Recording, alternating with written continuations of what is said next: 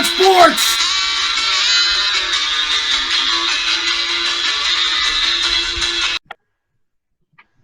All right. Good evening, gentlemen. Good evening. Show number 18. Who's our favorite 18? Cliff Stout. Al Oliver. Cliff Stout. Al Oliver was 16.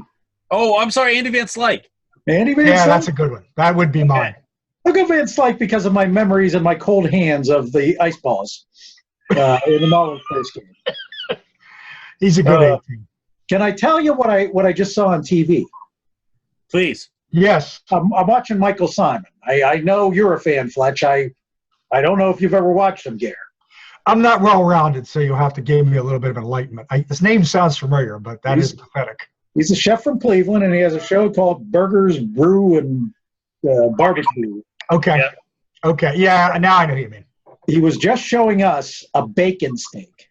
A bacon steak. This thick-ass piece of bacon, big enough for a steak. Not sure what ramifications it has health-wise, but I just wouldn't care. I wouldn't care. That's pretty awesome, though. So next time we're in Cleveland, and you don't often say that, use that in a sentence, but next time we're in Cleveland, we're going to get bacon steak. I've actually eaten at one of Michael Simon's restaurants, and it's pretty fabulous. You have a bacon steak? No, but I had like one of the best meals of my life, and he was very gracious, came out, he looked at me, he said, well, you see, you have the same haircut I do. There you go. There you go. What'd you get? What'd you get there? Well, the thing I remember the most was the cocktail. Imagine that, me remembering a cocktail. But it was ginger-infused vodka in the cocktail, and it was amazing. Yeah. Oh, man. Wintertime especially, yeah. Yeah. Well, Is he a Cleveland guy or Pittsburgh guy? Or He's a Cleveland guy. Cleveland guy. Okay. I don't think he's a Pittsburgh fan. Yeah, well, that's not that But surprising. he does have a restaurant in the Pittsburgh airport now. Huh? Oh, okay. All right.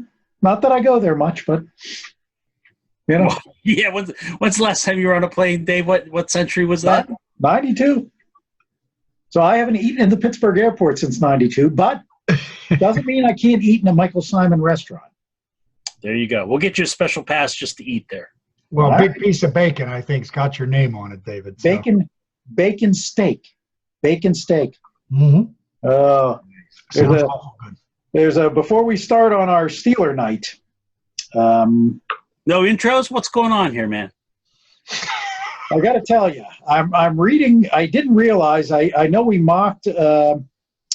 I mocked UConn. I'm not going to bring you guys into it. For their horrible choice of leaving their football program out to dry. But I'm looking at some stats from last year as they're doing a preview on. They have last year they gave up 617 yards a game. 617 yards. Jesus. Over 50 points a game. Jesus. I can't even imagine a defense that bad. Yeah, even with the clock stopping after first downs, that's pathetic. Man. That's amazing. So, but apparently, according to the article, they're going to improve this year. Well, there's only really one way to go. Exactly. Yeah, that's right. Yeah. That's right. Exactly. But I didn't want you thinking, as I mentioned that, I didn't want you thinking that they weren't going to improve this year. So I had to throw that into the mix. There you go. So, but, we're getting, when the Pirates go bad, you always know that Steeler football's around the corner. And for a Pittsburgh fan, you can take solace in that because you can push the Pirates to the back. As tonight, I actually have the Riverhound game on instead of the Pirate Angels. Pittsburgh's winningest team, by the way, who's on fire right now. On fire, I tell you. But there are people that it's probably the first time in a while that people aren't looking at this team as the potential division champs as much. I think it's a thing that the Browns having all the so-called mojo going out there, momentum, champs. Hell, we're starting a new dynasty apparently in Cleveland. So Yeah, we'll see. I think. yes. So I actually come into this year feeling a little more positive about this team than I have in the last couple. I haven't been one that has been Steelers going to the Super Bowl the last couple of years because you know my thoughts on you can't go to the Super Bowl when your defense is pathetic. I don't care how good offensively you are. Those moments are rare that a great offensive team with no defense goes to a Super Bowl. I look at this team this year, and I'm not necessarily saying they're 2008 worthy, but for once, when you start taking these guys who have been forced into starting positions because you had nothing there, and all of a sudden those guys are your backups. Mm-hmm. Those guys are your second, third team. You have quality, potentially quality guys manning most positions. You can feel a little more comfortable. This team doesn't have to be as good without Antonio Brown, although we'll get into that in a second. I think what we're going to do here, if you don't mind, I'm going to take on the defense. Fletch, I want you to take on the offense, and then why don't we have a spirited conversation about don't mind at all. The team going here this year. Don't mind at all. I mean, the strength of this team has always been its defensive line. I mean, Cam Hayward, probably one of the better defensive line players we've had in a while. Even I would say myself personally, I think he's better than what we had in the early part of the century. I think Hargrave has had some issues, but I saw him coming on to a point where I started feeling comfortable with what he was bringing up the middle. Is he a Casey Hampton yet? No, he's probably not as close to that, but he's starting to move in the right direction. McCullers has been a disappointment, shows you some flashes, but he's a legitimate backup. But I'm starting to believe in Hargrave a little more. And Stephon Tuitt, again, is a guy who I've been a huge fan of over the years. Injuries have really curtailed him a little bit. But I think certainly he can be a top-tier defensive player. I mean, you're looking at your linebackers now. The only one here who I have a little problem with, but again, he's got potential. He basically had a good first half last year, struggled second half, is Bud Dupree. Immense talent in what amounts to a contract year. I want to say I believe he's going to come around, but I think he's going to be the weakness of the group. I've been down that road before. I think Mark Barron was a hell of a pickup. I think he was a solid linebacker with the Rams. Devin Bush, to me, you might want to poo-poo what he did in that first game last week, but to me, for a rookie, they struggle. It doesn't depend who they play on. Their first game, they generally struggle in these games. He not only didn't struggle, but he was dominant in that first period. And yeah, I know it's an exhibition game. I know he only played against top talent in the first series or two, but he still excelled against those guys. I think, to me, he's going to be better than a Ryan Shazier because he's bigger. And that's not saying Ryan Shazier was anything what he was. He was a tremendous, tremendous player. But I think this guy has a chance to be a continual All-Pro. So I'd like him on the inside linebacker. That gives you a strength with Vince Williams as a backup. Matakevich, who gives you 120%, but is not a legitimate NFL talent in my eyes. But that puts him down where he belongs in a lineup and not at the top. And on the I'm sorry? Good special teams. Exactly. And that's going to allow him to be that. T.J. Watt, who has the talent, again, to become a star. He needs to be consistent, though. He needs to not get you 8 sacks in 2 games and then fall off the face of the earth for a few games. So I want to see a little more consistency. But, again, he shows you that this could be the best linebacking core they've had since those championship teams. And that's where you begin with this defense. If you want to have an effective Steeler defense, you got to have a good linebacking core. You don't have a good linebacking core, you're going to be what they've been for the last 3 or 4 years. And they've had a bad linebacking core. Again, Anthony Chickalo is that type of player. He's like a Matakevich. He's going to give you 110%, but he's not going to be a star. He's not going to be what you need to make this defense better. So if you get that defense better, all of a sudden that takes a little pressure off the cornerbacks. I mean, you got Joe Hayden, little injury, but I think he's fairly healthy. Steven Nelson, to me, was a solid get. I think he's going to be he's not going to be as good as Joe Hayden, but he's going to be more solid than what they've had.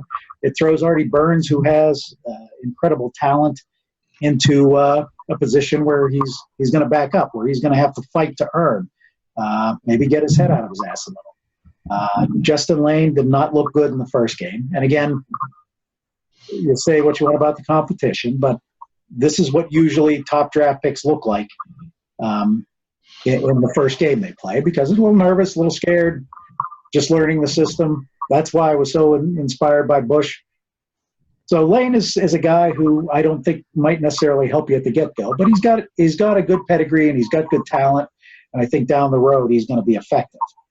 Where you're lacking a little is at safety. I mean, Terrell Edmonds, I believe it. Dangerfield is one of those Ciccarello type of players. He can be solid at times, but I don't think he's going to win you a lot if he's your starter. He gets no respect. He gets no respect. He gets no, and I think it's typical there. It took me a couple seconds to get that. And Sorry. as a Rodney fan, I feel like I've let him down. I was going like this for you even. I even gave you the – You did. You gave me the shot.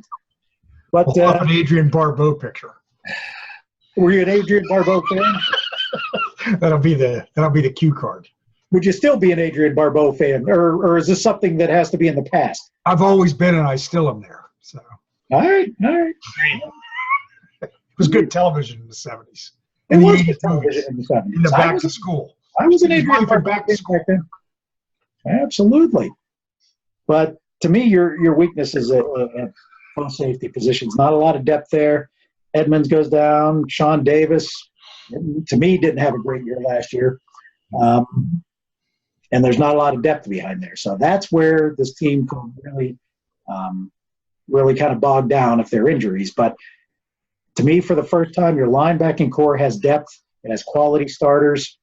And if Bush turns out to be the player I think he can, you're not going to win necessarily by scoring more points than you did last year, but it's all about point differential. And to me, you can improve your point differential because I think your defense has potential to be significantly better. To me, that's the trick of this team. Now, Fletcher, what hat do you have on there?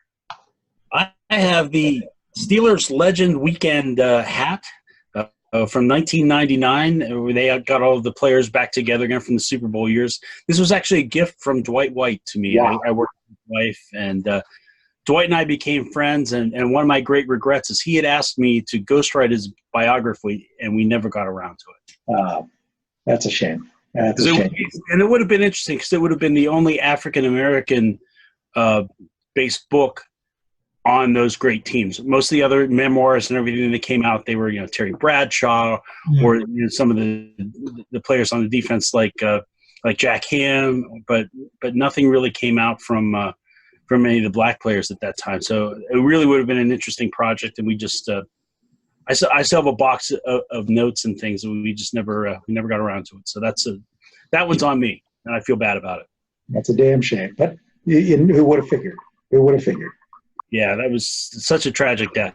Yeah, absolutely. But what do you see on this offense? Which is what the Steelers are dealing with this week. I mean, with the death of their wide receivers coach, it really came by surprise. If you looked at some of the pictures at camp, it was there's a lot of grief there. And Mike Tomlin's done a good job, and he's bringing in grief counselors and working with a lot of the players. I mean, I think he's you talk about leadership. I think he's shown it during this tragic time, and I think the players are very supportive of what he's done. Absolutely. And the other coaching loss, and I don't mean to really talk about it's not on the same level as what happened with the receivers coach. But losing your offensive line coach, Mike Munchak, that could have an issue during the year. I mean, he was an amazing. He was almost like a second head coach. Yeah. So we'll see what happens with that. I mean, I think that the offensive line is pretty deep. I mean, you have the luxury of having a pretty damn good left tackle, which is really important to keep your quarterback healthy. And the other thing, too, is you have a good backup who can play a lot of positions in B.J. Penny. And I think that he's probably one of the highest paid backups in the league, but I think he's worth it. He can play guard, he can play center. So he gives them some flexibility. Quarterback, I think Ben has something to prove this year. I think that all the drama that's happening both with the Jets and also even more so with the Raiders, I think that, a lot of the people who were sniping, particularly in national media, were trying to lay some of the fault of this at Ben's feet. Even though Ben, we've all talked about he may not be the perfect leader, but I think he took a little bit too much of the responsibility, too much of the blame for what happened last year. And I think that this is something to be a hell of a motivator for him. And, in a division that I don't think that there is a clear-cut favorite, although the Steelers are flying under the radar for the first time that I can remember in some time. Yeah. I think that that's an advantage. I also think that they've got some quality backups, and particularly with Mason Rudolph showed some nice play in the first exhibition game. I don't know that Joshua Dobbs is going to make this team, guys. I think that Hodges, if he does, Hodges will be protected and put on the practice squad. But I thought he showed a lot, and he has some potential. Running backs, it's a little thin. I think that Connors, we have to see whether he can make it through a full season. He wore down last year. Benny Snell looks on paper to be a good pick. He didn't perform particularly well in that first preseason game, but like you said, Dave, that's sometimes that first game they need to get that out of their system. And right. Jalen Samuels, I'm not sure what we have there. I don't think anyone's really sure. The receivers, well, you obviously lost a lot of production with AB, and we don't know if Juju's going to be able to step up to be that number one receiver. But I also think that James Washington is going to have a better year this year. I think that he's going to be ready to go. At tight end, he was one guy who, I mean, again, understand what they were playing against. He showed me a lot in that first game, and he showed me he wanted to be a leader on that wide receiver corps. Yeah, and I think Eli Rogers is a good slot receiver. The guy who I'm looking to have a breakout year from, and even ESPN listed him as a guy to look out for, is Vance McDonald at tight end. I think that's going to be a nice season for him, and if he can get that seam open, that offense is going to be dangerous. You know what? They don't need to score 30 points a game this year if the defense is better. If they can score 24, they can still win a lot of games. And if they can utilize that running game. I think that's I'm not keyed up that Samuels is going to be any good. I think anytime you have a strong offensive line, it's going to make your running game a little better. But I think Connors is going to continue what he did last year. But I think by midseason, I was a huge Benny Snell fan in college. I like what he does. He combines speed and power. And I'm not going to say he's going to be a Jerome Bettis, but he's that style back which can wear clock, which is going to make your defense better. Well, that's it. Get your defense off the field. And the other thing I think, talking about defense, and Gary, you could definitely pitch in on this one too. I think the biggest problem they have with defense, two problems. One, no quarterback pressure at key times, and two, no turnovers. They've got to improve on the turnovers. Yeah. Defense creating turnovers, Chris, is that what you mean? Yeah. Yeah. Well, yeah, and I think you got to tackle a little better. I mean, that's across the first half tackling was horrible. The second half, they actually strangely, and you guys know this better than me because you're seeing them more and you're out there, but in the second half, the tackling got a lot better. Defense played a little bit better, even if some players slipped back a little bit. So you hope that continues, but I think you got to tackle better too. I mean, honestly, particularly defensive backfield. What would you say their tackling was, Gary? My cousin Fran just texted me and he wants to know. Their tackling was, Fran, baloney. Have a drink. We should all have a drink. I don't have one today. We should. No, yeah, we should. We should all take a drink. My permanent solo cup. There you go. Now, I think the one thing, now I don't have the expertise you guys do about this level of personnel, just football in general, and I'm not out in Pittsburgh, but it's funny. In the NFL, I think sometimes you're a better team when people don't know who the hell to pay attention to. When you had a guy like Brown or Bell, I mean, it's easy for the defense to plan for that. When you got, I thought McDonald looked pretty good at times last year. He was injured a little bit from time to time, even in the past, but he looked like a pretty damn prototypical tight end in the NFL to me now. He's big and he can move and catch a ball. I'm not sure Schuster's going to give defenses the threat that Brown did. I'm sure he's not, but he is a threat himself. He can catch the ball. He gets his hands on it. He catches it, right? I mean, I think a lot falls on Roethlisberger here to me. You hope, and again, I can't speak this the way you guys do, but you would hope he would take exactly what you said, Dave, and maybe even you alluded to, Fletch, and say, look, I got a bunch of guys here that, not a lot of people are giving a lot of credence to, even Schuster with all those grabs. Spread the ball around, don't be complaining or arguing with the offensive coordinator all the time. I mean, I'm not talking playing like kids football here. It's pro football, and he has the right to have an opinion. He's had a successful career, but he's got a very good chance here. That offense could pose a lot of problems because you don't know where the ball might be going, particularly if they stay healthy. And I can't speak to those running backs like you do, but I think that was the part. Connor, you got to love Connor with the story and everything else. He's not a breakaway guy. He's pretty big, but he did start to wear down. So if you got a guy who can pound the inside a little bit, the running back that you guys are referring to, that just makes those receivers all the much better to me. Well, and I think you have an opportunity now.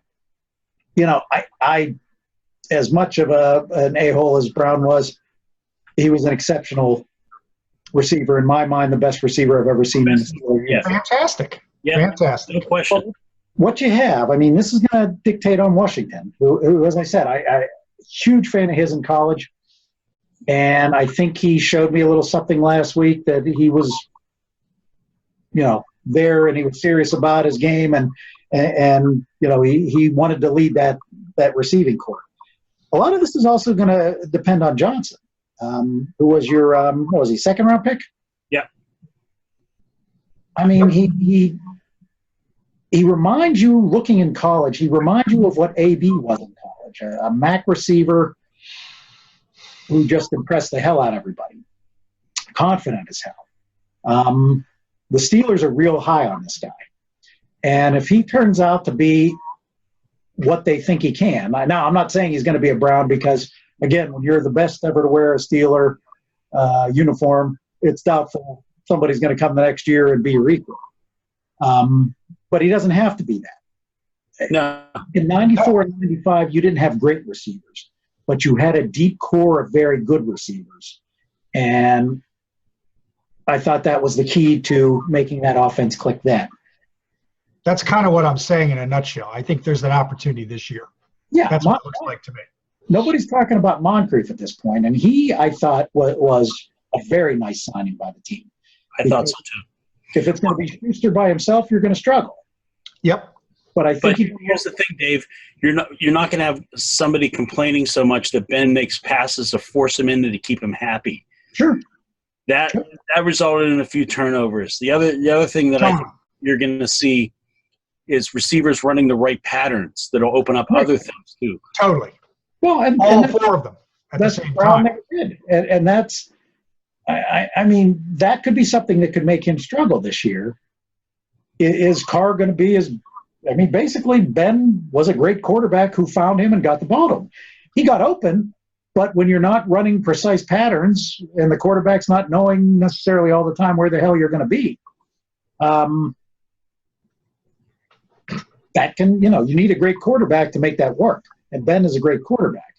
That's my point. With athletes at this level Roethlisberger has a chance here to, and they got a lot of work to do because even Schuster and Washington, they're new personnel to the league.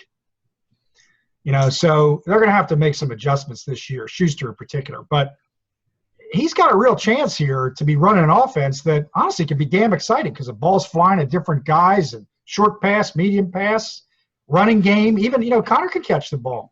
I don't know what his statistics were. He can catch the ball too. And Benny Snell was a nice. I know I have Benny Snellitis tonight, but he was a nice receiver in college too. I mean, you got 6 or 7 guys you can get involved in the offense. Some defenses, all of a sudden, big rushes and stuff like that start to become less important because they don't know where the ball's going. Maybe a little hurry up, stuff like that. I mean, I can see them doing some creative stuff. Might be different than what they've done. Let's see if Roethlisberger takes advantage. He has a real chance. I don't know if it was Chris, you said, or whoever said it. He's got a real chance here. Maybe it was you, Dave. He's got a real chance here. Silence the critics. It wasn't just Brown, and he's not the jerk that some people say he is. Got a real chance here. Yeah, and football's an 11-man game. Yep. So good offensive line, always have it. You got to have a good offensive line, and in the Steeler defense, you got to have good linebackers. Yep. And this is the first time in a while I can say we have quality linebackers. I just actually got a fan who just texted in a question. He wants you to complete this sentence, Gary. My blank has a first name. It's OSCAR. What was it? I'm sorry, Dave? My blank has a first name. It's OSCAR. Fill in the blank. My baloney has a first name? Oh, God. I'm becoming a real celebrity here. I mean, Oscar Mayer is I'm going to get a contract out of this, I think. I'm telling you, I hope my cousin's at home. I guess I must have said it 162 times one of the nights when I was calm, I guess. The game. When somebody creates a game on your inspiration, that's big. Yeah, I don't think I've had a drinking game named after me before, but I'll take it. If maybe I'll become famous in Pittsburgh. I'll help us all rise. I'm saying.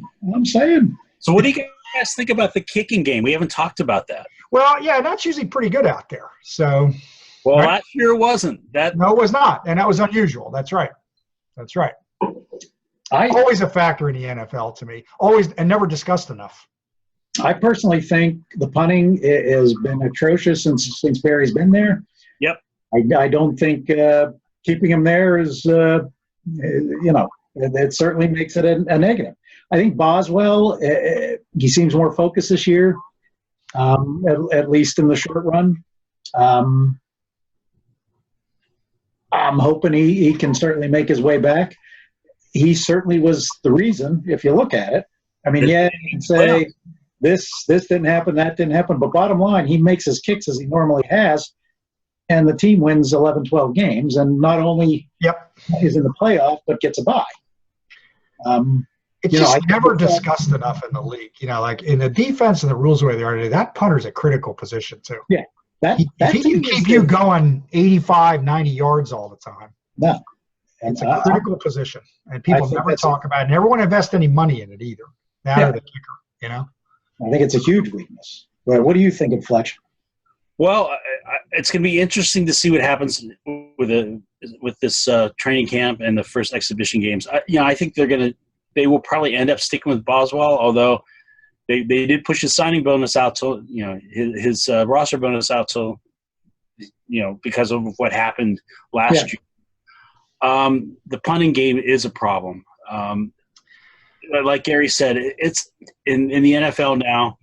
Just don't think about it. It's tough to continually sustain long drives where you're making people go the entire length of the field. So if you cut down on bad turnovers, which the Steelers had more than their fair share last year, if you actually grab some turnovers, which the Steelers had nobody's share last year, it's a different story.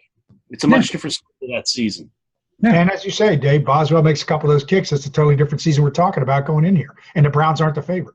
Yeah, those are all makeable kicks. They were all makeable kicks. They were makeable kicks.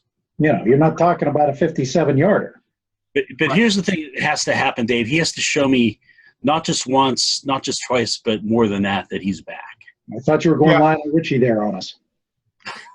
Well, he's once, twice, 3 times a kicker. Exactly. But no, that's a key element. And to me, it was people can bitch about Brown, Nobel, blah, blah, blah. But again, he makes his kicks as you pay him to do. Nobody's bitching about Tomlin's job. Nobody's bitching about, blowing the playoffs. I mean, that's a pivotal part. You have a kicker doing that. You better be one of the great NFL teams of all time to overcome that. Quite frankly, it's surprising they finished 9-6-1 with this. Yeah, I think so.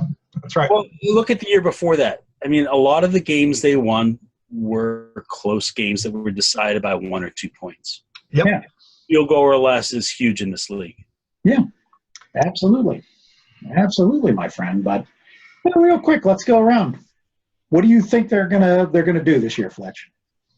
I think that I don't believe in any of the other teams really. I mean, the Browns, until they do it, yeah. I mean, you don't, as an organization, you don't lose that many years by accident. There's a problem. So it looks like they're addressing some of it. They've got some talent, but they need to prove it on the field. Baltimore, I think, is a mess. I think that you have a quarterback there that runs more than he throws, and that doesn't work in this league. He's going to get crushed, and he's going to be out. Yep. Griffin all over again. Are a complete disaster. So even though everyone's talking about the Browns, it's hard to overlook these Steelers. I see them maybe 9-7, 10-6, somewhere around in there. I mean, they have the luxury of playing the Ravens and the Bengals twice, so that's nice. And they'll probably end up splitting with the Browns, I guess. But we'll see what happens. But I don't feel bad about them. I also am not going into it like you say, David. I'm not saying this is a Super Bowl team, but I think it's a team that's probably going to make its way back to the playoffs. I agree, and I'm going there too. I'm going 10-6. I'm going division champion. And they win a first round game. They get to the Final Four. But I think if the factors to me are going to be, as I said, Devin Bush, can he be dominant defensively? If he can be dominant defensively, it changes everything.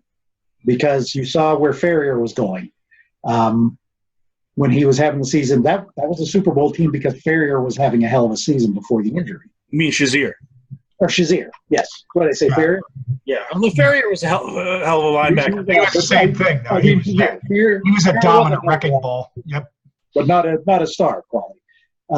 So Shazier, but they do that. I think the Browns are an 8-8 team. I think they have a future, but I think they're still the Browns. I think they're still doing knucklehead things when you listen to them. And, quite frankly, like you said, until I see it, I don't believe it. I think they have the talent to be 10-6 or 11-5, but there's a razor thin edge between a 6-10 team and a 10-6. Got to think about the schedules. Got to think about the schedules too. Pittsburgh's going to get a middle of the road schedule. So is the Browns. Browns last year had a last place schedule. It's a big factor. That is a factor. Right. People don't talk about that. So I always like to look at the schedules and how they lay out. The Browns are going to be playing better teams this year. Quite frankly, this guy that they signed is another fool, and he was more disruptive in New York probably than Brown was even in Pittsburgh. At least Brown was producing. This guy wasn't producing. No. Of course, ESPN makes a hero out of the guy. He's done nothing but cause mediocre performance for the last 4 or 5 years, despite his athletic talent. So I could see that blowing up too. Mayfield certainly had his problems in the past as well off the field. So I'm not sure I'm sold on them, and I don't know the football like you guys do, but Pittsburgh's schedule is a little bit easier than last year too. That brings them closer together in the standings and the record. And I agree. I don't understand what the Ravens are doing at all. This isn't college football. We're not running a veer here. And, Cincinnati, I don't know. We've talked about that before. Beyond our animosity towards Cincinnati, that organization just doesn't seem to have a clue ever. So it's a very winnable division to me looking at it from afar. But I could see the Browns really self-destructing a little bit too for a lot of reasons. Not just because somebody's a crazy look-at-me wide receiver, but, I mean, Mayfield's going to get hit a lot more this year. Teams are going to be throwing different defenses at him. A lot of stuff could change. It's not like they were a juggernaut here. So, I mean, I could see it being a lot closer than a lot of people So you got the Steelers winning the division. I mean, I can't go that far. I like to look at the schedule. I honestly have to look a little bit more at the teams in the whole division in the conference. Okay, if you can't make a prediction, then give Cousin Fran one last joy of this show. I don't want to say anything that'll end up being baloney, Fran. So I'm going to make sure that before I make a prediction, it's real meat. So. All right, my friends, we've gone through this. Let's hope we get a Steeler championship, and let's know how to fall off the moon. You have a good night. You too, David. All right.